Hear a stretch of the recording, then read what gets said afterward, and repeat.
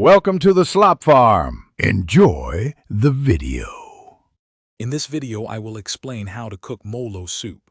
First, ensure you have 1/2 pound of fresh ground pork and 1/4 pound of finely chopped shrimp.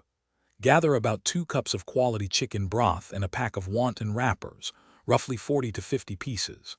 Don't forget your aromatics like 3 cloves of minced garlic, 1 inch of grated ginger, and a few stalks of spring onions for garnish. These are the building blocks for an authentic, delicious Molo soup experience. To create our delicious filling, combine the ground pork and chopped shrimp in a medium bowl.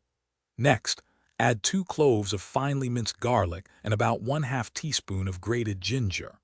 Pour in 1 tablespoon of light soy sauce and a generous pinch of salt, along with some freshly ground black pepper. Mix these ingredients thoroughly by hand until they are well combined and slightly sticky, ensuring all flavors meld perfectly. Now let us assemble our wontons with precision. Lay a wrapper flat, place about 1 teaspoon of filling in its center, then moisten the edges with a little water. Fold it into a triangle, pressing firmly to seal, then gently bring the 2 bottom corners together. Once folded, carefully drop the wontons into boiling, lightly salted water. Cook them for approximately 3 to 4 minutes until they float to the surface and appear tender. While the wontons cook, let us prepare the flavorful soup base. In a separate pot, sauté 1 clove of minced garlic and a 1/2 inch of grated ginger in 1 tablespoon of cooking oil until aromatic.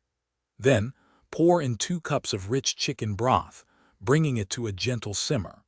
Season the broth with 1 tablespoon of light soy sauce and a small pinch of white pepper, ensuring a balanced and savory foundation for your soup. Thanks for watching. Consider subscribing if we helped you today.